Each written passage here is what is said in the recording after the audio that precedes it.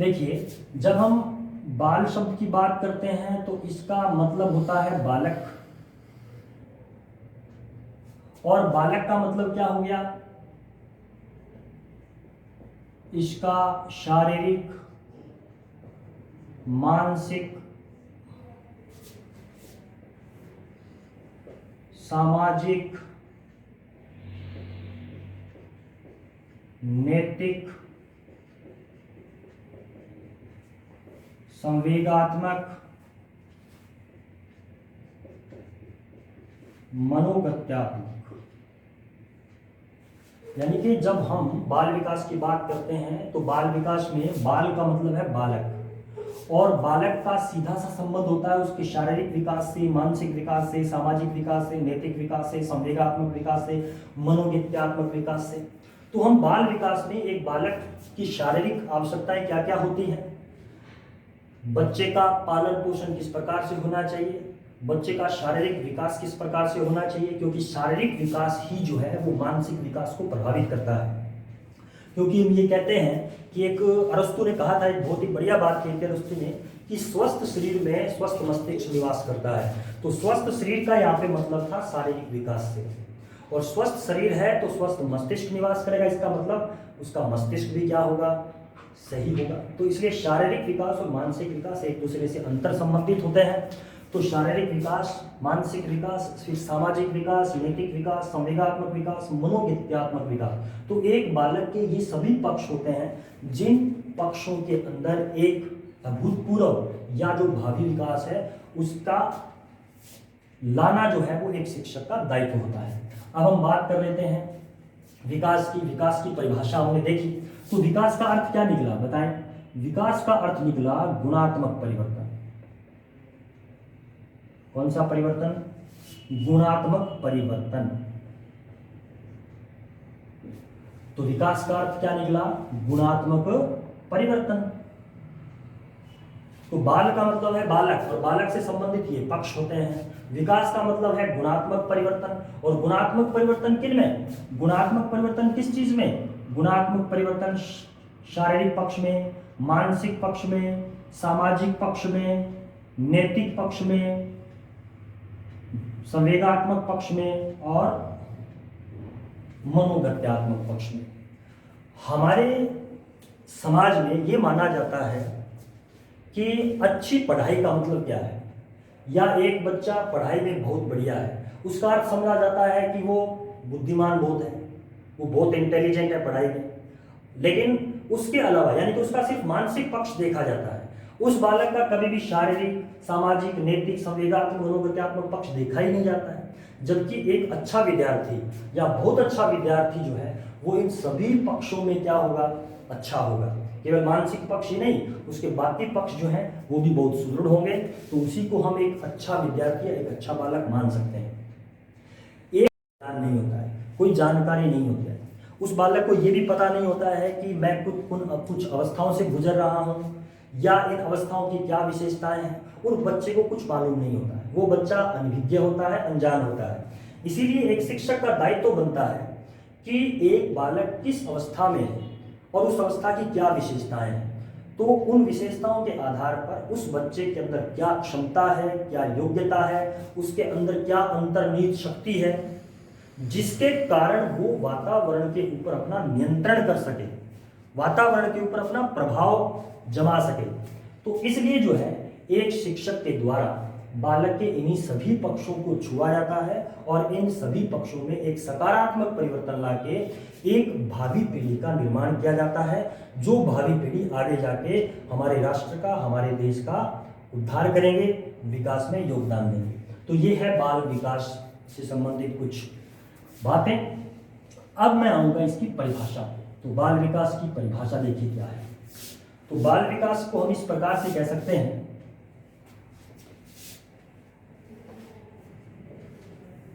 बाल विकास में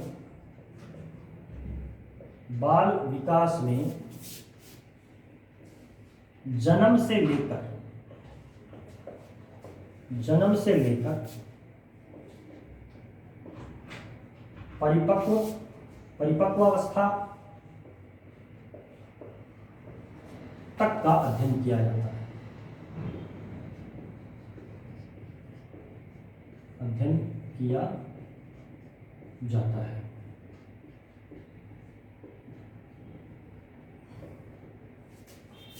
तो बाल विकास का अर्थ क्या हुआ? बाल विकास में जन्म से लेकर परिपक्व अवस्था तक का अध्ययन किया जाता है।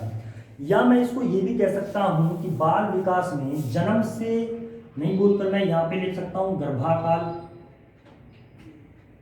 गर्भाकाल से परिपक्व अवस्था तक तो मैं लिख सकता हूं किशोरावस्था तक। किशोरावस्था तक ये भी अपने परिभाषा बोल सकते हैं। तो बाल विकास को हम दो तरीके से परिभाषित कर सकते हैं। हम ये कह सकते हैं कि मनोविज्ञान की वह शाखा जिसमें हम जन्म से लेकर परिपक्व अवस्था तक एक बालक का अध्ययन करते हैं, उसे हम बोलते हैं बाल विकास। या हम ये भी बोल सकते हैं कि जब हम किसी बालक का गर्भाकाल से लेकर या गर्भावस्था से लेकर किशोरावस्था तक का अध्ययन करते हैं तो भी हम उसको क्या बोलेंगे? बाल विकास कहेंगे। तो ये विद्यार्थियों, आपको समझ में आ गया होगा कि बाल विकास क्या है। इसके बाद हम इस बाल विकास की थोड़ा इतिहास पे बात करेंगे कि बाल विकास का प्रादुर्भाव क्यों हुआ, कैसे हुआ, इसके पीछे इसकी हिस्ट्री क्या है। लेकिन इससे पहले बाल विकास की दो महत्वपूर्ण परिभाषाएं हैं जो बहुत बार पूछी जाती है। उन परिभाषाओं को मैं आपके सामने लिखूंगा। तो बाल विकास की जब परिभाषा की बात करते हैं तो बाल विकास की परिभाषा, तो बाल विकास की परिभाषा की जब हम बात करते हैं तो बाल विकास की परिभाषा में देखिए क्या होगा। पहली परिभाषा जो बाल विकास की दी हुई है वो दी हुई है क्रो एंड क्रो की। क्रो एंड क्रो देखिए क्या कहते हैं। क्रो एंड क्रो कहता है बाल विकास की परिभाषा देते हुए, क्रो एंड क्रो की परिभाषा बहुत बार पूछी जाती है और एक बहुत ही ज्ञानी मनोवैज्ञानिक थे जिन्होंने बहुत ज़्यादा अध्ययन किया है, बाल अध्ययन बहुत ज़्यादा किया है, बालक के विकास की अलग अलग प्रक्रियाओं पे जो है इन्होंने शोध किया है। तो क्रो एंड क्रो ये कहता है कि बाल विकास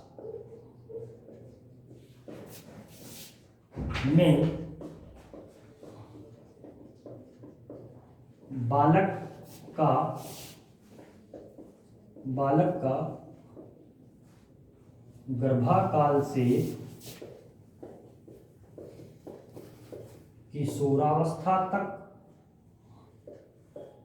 किशोरावस्था तक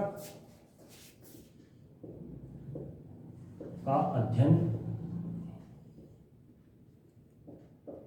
करते हैं। यानी कि बाल विकास में बालक का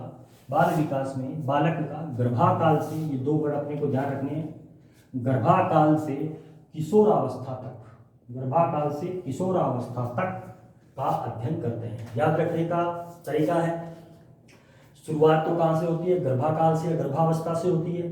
तो किशोरावस्था तक याद रखने के लिए देखो, किशोरावस्था के अंदर कै है, वैसे ही क्रो एंड क्रो में भी क्या है? कै है। तो गर्भाकाल से किशोरावस्था तक का अध्ययन बाल विकास है। ये किसने बताया? क्रो एंड क्रो ने। इसके बाद जो एक डेफिनेशन और आती है जो कि काफी फेमस मनोवैज्ञानिक है, जेम्स ड्रेवर देखिए क्या कहते हैं। जेम्स ड्रेवर ये कहते हैं कि बालक का जन्म से लेकर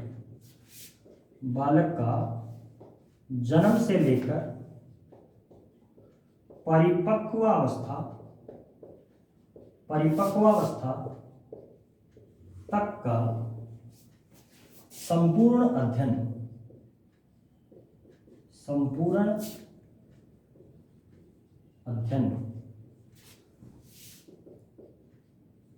बाल विकास है। बाल विकास कहलाता है। तो इस परिभाषा में अपने को क्या देखना है इस परिभाषा में अपने को दो शब्दों पे गौर करना है, एक तो जन्म और दूसरा परिपक्व अवस्था। तो इसका अर्थ ये हो गया कि जन्म से लेकर परिपक्व अवस्था तक का अध्ययन जेम्स ड्रेवर के अनुसार बाल विकास है, और गर्भाकाल से किशोरावस्था तक का जो संपूर्ण अध्ययन है वो क्रो एंड क्रो के अनुसार क्या है, बाल विकास है। अब प्रश्न ये है कि इन दोनों परिभाषाओं को जब हम मिला दें या इन दोनों परिभाषाओं को जब हम सम्मिलित करते हैं तो हमारे पास क्या निकल के आएगा, क्योंकि ये बहुत ही विद्वान व्यक्ति हैं और इन विद्वान दोनों व्यक्तियों ने जो है बाल विकास को अपने तरीके से समझाया है। लेकिन जब हम इन दोनों की परिभाषाओं को मिश्रित कर देंगे तो हमारे पास देखो क्या निकल के आता है, हमारे पास निकल के आता है गर्भावस्था, या शब्द निकल के आता है गर्भाकाल, या एक शब्द निकल के आता है जन्म से। तो ये तीन शब्द हमारे सामने हैं। अब यहां से लेकर कहां तक, किशोरावस्था तक, किशोरावस्था तक, या इसी को हम बोल देते हैं परिपक्व अवस्था तक। तो देखिए गर्भाकाल, गर्भावस्था या जन्म से क्या करना, किशोरावस्था या परिपक्व अवस्था तक क्या करना, एक बालक का अध्ययन करना। क्या करना, बालक का अध्ययन करना। बालक का अध्ययन लिख दूं या मैं लिख दूं बालक के विकास की अवस्थाओं का अध्ययन करना, क्या कहलाता है, बाल विकास कहलाता है। बाल विकास कहलाता है। तो मैं ये उम्मीद करता हूं कि आपको बाल विकास क्या है ये पूर्णतः समझ में आ गया होगा। तो इस प्रकार से हमने बाल विकास की कुछ जो है महत्वपूर्ण परिभाषाओं को लिया। अब देखिए विकास की एक बहुत ही महत्वपूर्ण परिभाषा जो है वो मुनरो नाम के एक मनोवैज्ञानिक के द्वारा भी दी गई है। मुनरो विकास की परिभाषा देते हुए क्या बोलता है, देखिए मुनरो जो नाम का मनोवैज्ञानिक है, उस मुनरो ने विकास की डेफिनेशन दी है। और विकास की क्या डेफिनेशन दी है ये देखिए।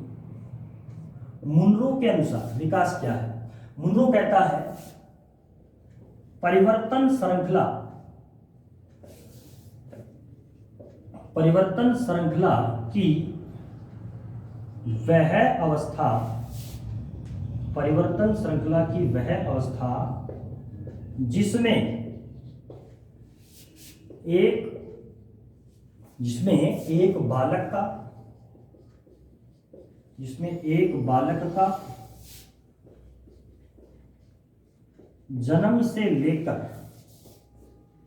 जन्म से लेकर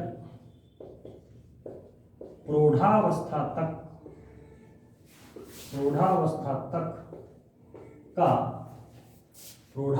तक का वैज्ञानिक अध्ययन करते हैं, उसे ही विकास बोला जाता है। तो इसने ये बोला कि परिवर्तन श्रृंखला का मतलब क्या है, एक बालक जो होगा वो प्रत्येक अवस्था में कुछ परिवर्तन से गुजर रहा होगा। जब वो अगली अवस्था में प्रवेश करेगा तभी भी वो कुछ परिवर्तन से गुजर रहा होगा। कहने का मतलब परिवर्तन की एक श्रृंखला चल रही होगी। तो परिवर्तन श्रृंखला की वह अवस्था जिसमें एक बालक का जन्म से लेकर प्रौढ़ावस्था तक। तो यहाँ पे दो वर्ड पे ध्यान देना है अपने को, प्रौढ़ावस्था और जन्म से प्रौढ़ावस्था तक का वैज्ञानिक अध्ययन ये क्या कहलाता है, विकास कहलाता है। तो इस प्रकार से मुनरो ने भी जो है एक विकास की महत्वपूर्ण परिभाषा दी और ये परिभाषा कई बार पूछी भी गई है। अब प्रश्न ये आता है कि बाल विकास की शुरुआत क्यों हुई, कहाँ से हुई, बाल विकास का इतिहास क्या है, तो हम इसके ऊपर बात करते हैं। बाल विकास की जो शुरुआत है वो दार्शनिक जो होते हैं उनके द्वारा की गई। दार्शनिक का अर्थ होता है जो कि दर्शन शास्त्र से संबंधित होते हैं, और दर्शन शास्त्र में जो विद्वान लोग होते हैं वो भाषा के द्वारा जो है वो अपने विचार व्यक्त करते हैं। यानी कि हर एक वस्तु पर, व्यक्ति पर, हर एक स्थिति पर वो अपने विचार रखते हैं। तो सबसे पहले बालक के ऊपर जो दार्शनिक थे उन दार्शनिक लोगों ने अपने विचार रखने स्टार्ट किए। इससे पहले मैं बात करूंगा कि जो बाल विकास का सर्वप्रथम अध्ययन किसने किया। जब हम बाल विकास की बात करते हैं तो बाल विकास का सर्वप्रथम अध्ययन करने का काम किसने किया। सर्वप्रथम अध्ययन करने का काम किसने किया। ये अपने सबसे पहले देखिए एक मनोवैज्ञानिक थे जिनका नाम था प्लेटो। प्लेटो सबसे पहले प्लेटो नाम का जो मनोवैज्ञानिक, प्लेटो नाम के जो दार्शनिक थे, ये दार्शनिक थे, दार्शनिक। प्लेटो ने एक पुस्तक लिखी, इन्होंने एक पुस्तक लिखी जिस पुस्तक का नाम था रिपब्लिक। रिपब्लिक, तो ये पुस्तक भी पूछ सकते हैं आपसे।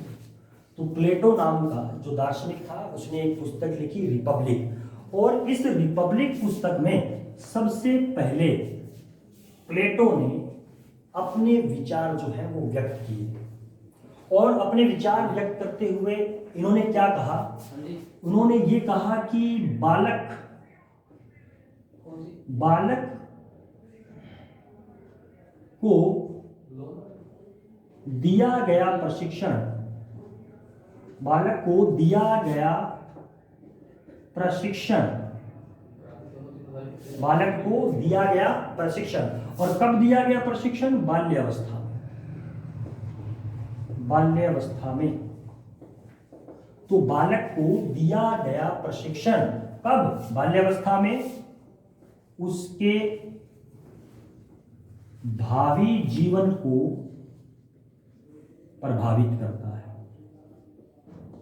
उसके भावी जीवन को क्या करता है, प्रभावित करता है। तो ये जो रिपब्लिक पुस्तक थी, इस रिपब्लिक पुस्तक में मेन बात लिखी गई प्लेटो के द्वारा, जो कि एक दार्शनिक थे। उन्होंने कहा, यहां से शुरुआत होती है बाल विकास की, बालक के ऊपर किस प्रकार से देखो धीरे धीरे पूरी दुनिया के जो देश है वो ध्यान देने लगेंगे। पहले क्या होता था, बालक को ऐसे ही समझा जाता था, इनके ऊपर प्रताड़ना की जाती थी, छोटी उम्र में इनको काम लगा दिया जाता था। तो धीरे धीरे जो है लोगों की समझ बढ़ती है बालकों के बारे में, और धीरे धीरे जो है ये दर्शन शास्त्र से मनोविज्ञान का विषय बन जाता है। तो प्लेटो जो एक दार्शनिक थे, उन्होंने एक पुस्तक लिखी रिपब्लिक, और उसमें उन्होंने कहा कि बालक को दिया गया प्रशिक्षण, जो ट्रेनिंग है, यानी कि बाल्यावस्था में जो भी उसको सिखाया जाएगा वो उसका आने वाला जो जीवन है उसको प्रभावित करेगा। प्लेटो के बाद एक दार्शनिक जो है वो और आते हैं जिनका नाम था, प्लेटो के बाद जो एक और आते हैं उनका नाम था कोमेनियस।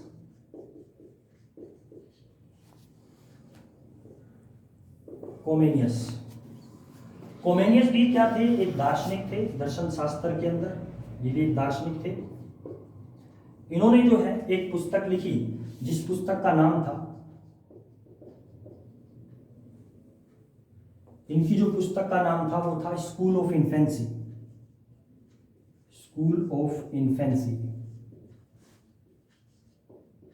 तो इस स्कूल ऑफ इन्फेंसी में इन्होंने जो है बाल अध्ययन पर प्रकाश डाला। इन्होंने किस पे, बाल अध्ययन पे जो है इन्होंने प्रकाश डाला। इसके बाद जो एक दार्शनिक और आते हैं जिनका नाम था रूसो। रूसो नाम के जो दार्शनिक थे,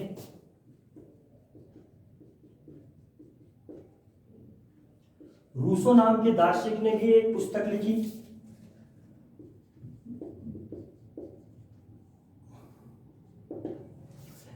इन्होंने जो पुस्तक लिखी उस पुस्तक का नाम था इमाइल।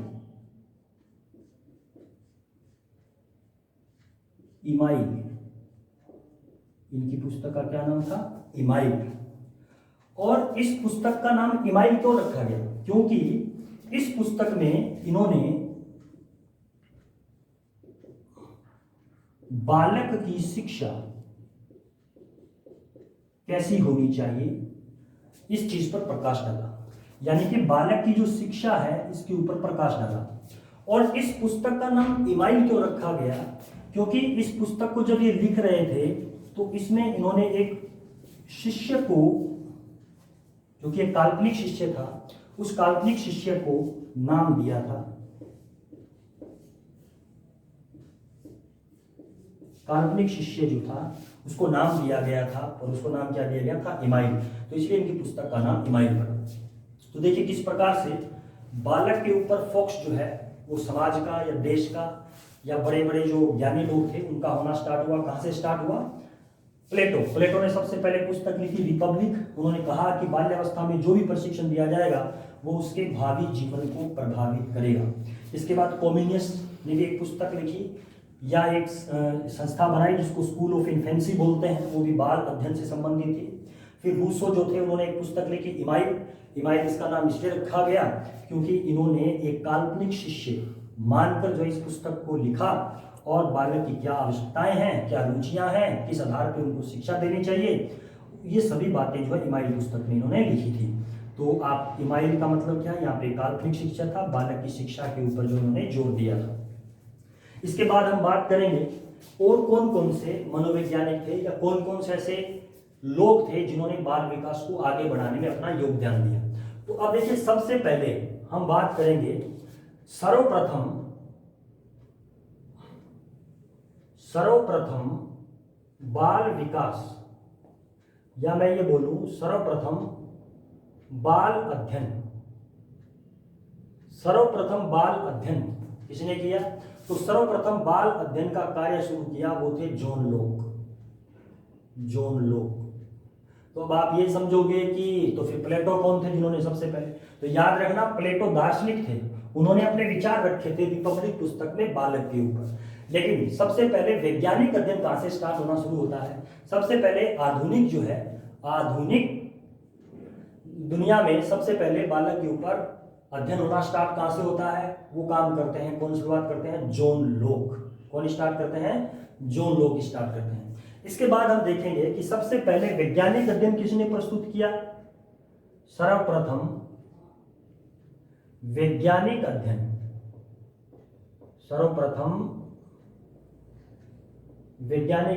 किसका? वैज्ञानिक अध्ययन बालक का।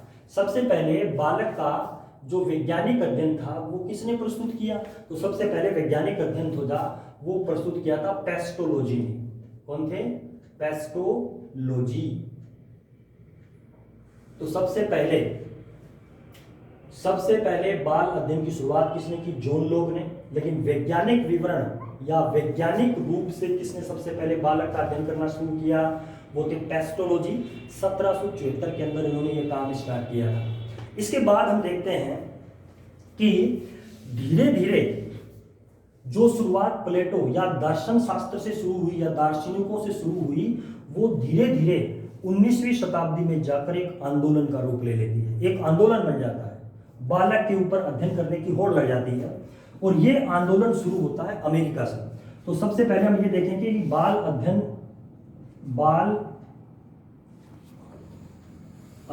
आंदोलन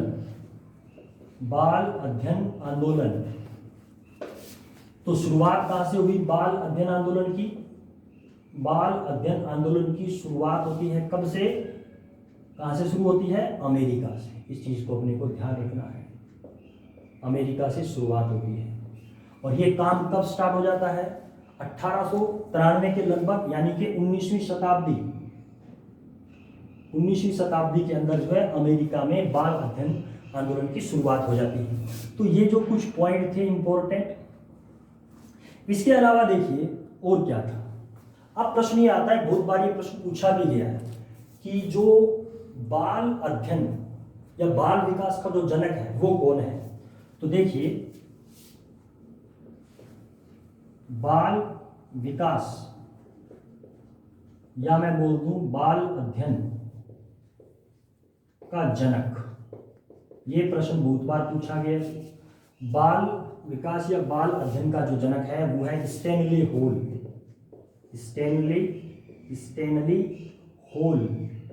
तो स्टैनली होल को जो है वो बाल अध्ययन का जनक माना जाता है या बाल विकास का जनक माना जाता है। स्टैनली होल जो है इन्होंने उस समय एक पत्रिका लिखी थी उस पत्रिका के अंदर उन्होंने एक पूरा लेख लिखकर जो है वो दुनिया के सामने लेकर आए बालक की शिक्षा या बालक के अध्ययन के ऊपर, या बालक की शिक्षा कैसी होनी चाहिए, बालक को किस प्रकार से शिक्षा उपलब्ध करवाई जानी चाहिए। तो स्टेनले हॉल ने पूरा उसके ऊपर लेक्चर या पूरे विचार जो है वो रखे। और उस पत्रिका का क्या नाम था? तो स्टेनले हॉल ने एक पत्रिका में अपने विचार रखे। उस पत्रिका का क्या नाम था? उसका नाम था पेडोलॉजिकल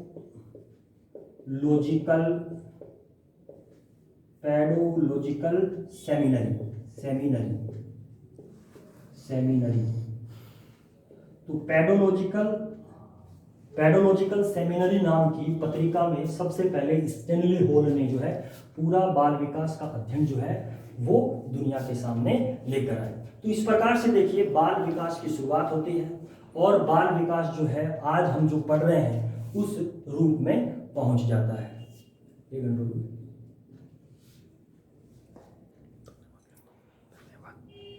तो इस प्रकार से हमने आज बाल विकास का इतिहास और बाल विकास क्या है इसके बारे में अध्ययन किया। आप सभी विद्यार्थियों का बहुत बहुत धन्यवाद। हम अपनी अगली क्लास में जो है बाल विकास के सिद्धांत क्या है, किस सिद्धांत से जो है बालक का विकास होता है उसका अध्ययन करेंगे। धन्यवाद।